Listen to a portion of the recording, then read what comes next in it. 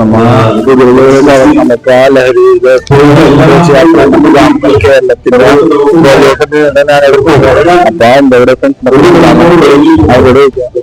അപ്പൊ എന്റെ അവിടെ ഇവിടെ പരിപാടി എന്ന് പറഞ്ഞാൽ കേരള കായിക വകുപ്പിന്റെ സംഘടിപ്പിക്കുന്ന സന്ദേശം അതിൽ പങ്കെടുക്കാൻ ഞാൻ ഇത് ഇതിൽ പിന്നെ ഇവിടെ നടക്കണതാണ് ഞാൻ പറയാണ്ട്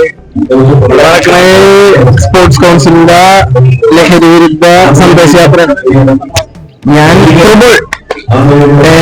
പക്ഷെ ഇവിടെ വന്നിരിക്കുന്ന എല്ലാവരും ലഹരി ഉപയോഗിച്ച ആൾക്കാരാണെങ്കിൽ നമുക്ക് കണ്ടറിയാൻ ഇവിടെ ലഹരി വിരുദ്ധമായ നമ്മുടെ ക്യാമ്പയിന് വേണ്ടിയിട്ട് വന്നാണ് baseball players Indian international hi hello ബോളറൊക്കെ പോയിട്ട് നിങ്ങൾ എക്സൈറ്റഡ് ആണോ?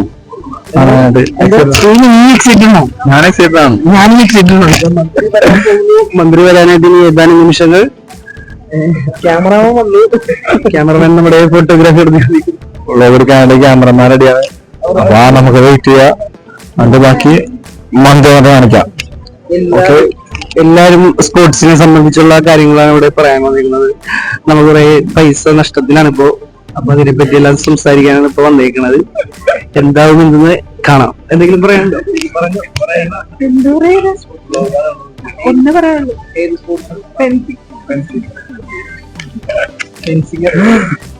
എനിക്കറിയാൻ പാടില്ല.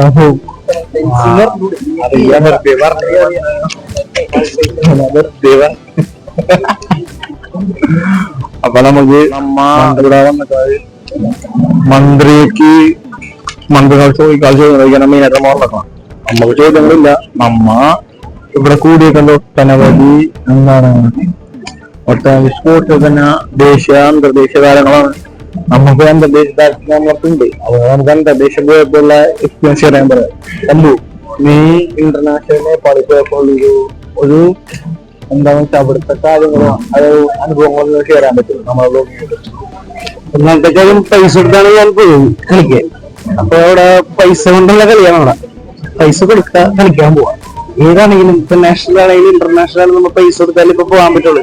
കേരളത്തിൽ അത്രയും ഇതായി വന്നേക്കുന്നതാണ്. സ്പോർട്സുകാര് ഉയരാത്തത് ഈ പൈസ ഇല്ലാത്തതൊന്നാണ്. അതെനിക്ക് പറഞ്ഞാണ് പൈസ കൊടുത്താൽ പോയി നമ്മുടെ കയ്യിൽ നിന്നുള്ള പൈസ എടുത്തിട്ട് പോകുമ്പോ നമുക്ക് ബുദ്ധിമുട്ടാണ്. ഇത് നമ്മള് കായിക മന്ത്രിയാലും കാണണമെങ്കിൽ നിങ്ങളെ ഫണ്ടെല്ലാം പാസ്സാക്കി നമ്മളെല്ലാം സഹായിക്കാം. അങ്ങനെയൊക്കെ ഉണ്ടെങ്കിൽ മാത്രമേ കുറെ വിദ്യാർത്ഥികളിലേക്ക് വരുള്ളൂ. എത്ര പ്രാവശ്യം കേരളത്തിന് വേണ്ടി വിദേശമുണ്ട്. അത് എണ്ണമില്ല, എണ്ണം ഉണ്ടാവും. പക്ഷെ ഇപ്പൊ എണ്ണം കിട്ടില്ല.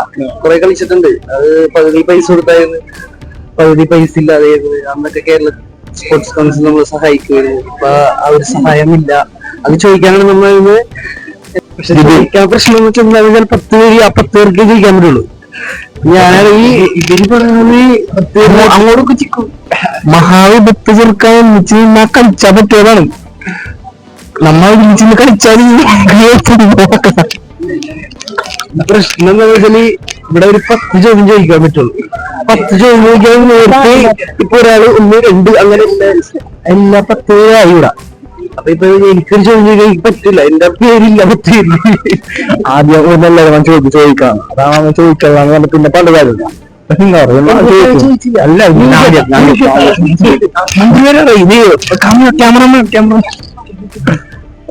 മന്ത്രി ഇനി മന്ത്രി വന്നിട്ട് കാണാം. ഇവിടെ ഒട്ടനവധി കേരളത്തിൽ വേണ്ടി പ്രതിഭകളായ ആൾക്കാരുണ്ട്. പ്രതിഭകളായി നമുക്ക് ഇന്ത്യക്ക് വേണ്ടി പോരാടിയ കേരളത്തിന്റെ പേരെ കുറെ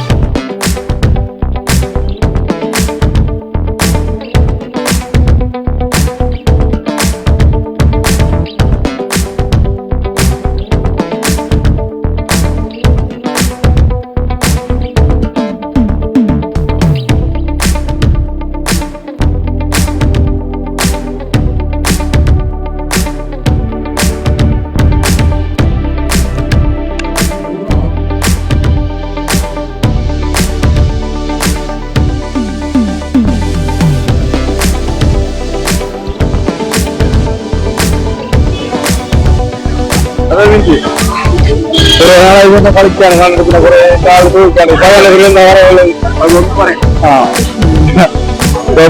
ബാക്കി നമുക്ക് നോക്കാം. നമുക്ക് വേറെ എന്തായാലും ഉണ്ട് അതിന്റെ സംസാരിക്കാം. എന്താ പറയാ 10 ചോദ്യം ചോദിച്ച് അതിനെല്ലാത്തിനും ഒരു ഒറ്റ ചോദ്യത്തിനുള്ള ആൻസർ തന്നു. ഇനി എന്തും പറയാനില്ല, കേരളമാണിത്, ഇവിടെ ഇങ്ങനെയാണ്. പിന്നെ നമുക്ക് കിട്ടിയില്ല. അപ്പൊ നമ്മളെ വീട്ടിൽ എന്റെ വാപ്പ പണിക്ക് പോകുമ്പോ ആ പൈസ ചെലവാക്കുമ്പോൾ അതിന്റെ വിഷം മനസ്സിലാവുള്ളൂ. അതുപോലെ കൊണ്ടുവന്ന വീട്ടിലെ പൈസ പോകുമ്പോൾ വിഷമാവുള്ളൂ. പല്ലെല്ലാം ചിന്തിച്ച് നമുക്ക് കേരളത്തിലുള്ള സ്പോർട്സിനോട് ഇതാക്കാം. പിന്നെ മെസ്സിനെ കൊണ്ട് കാര്യം പറഞ്ഞ അത്രയും ഫണ്ടിൽ തന്നെ ഇവിടുത്തെ ഇന്ത്യയിലെ മൊത്തം, ഇന്ത്യയിലെ കേരളത്തിലെ മൊത്തം ഫണ്ടിങ് നമുക്ക് എന്ത് ചെയ്യാം, പരിഹരിക്കാവുന്നുള്ളൂ.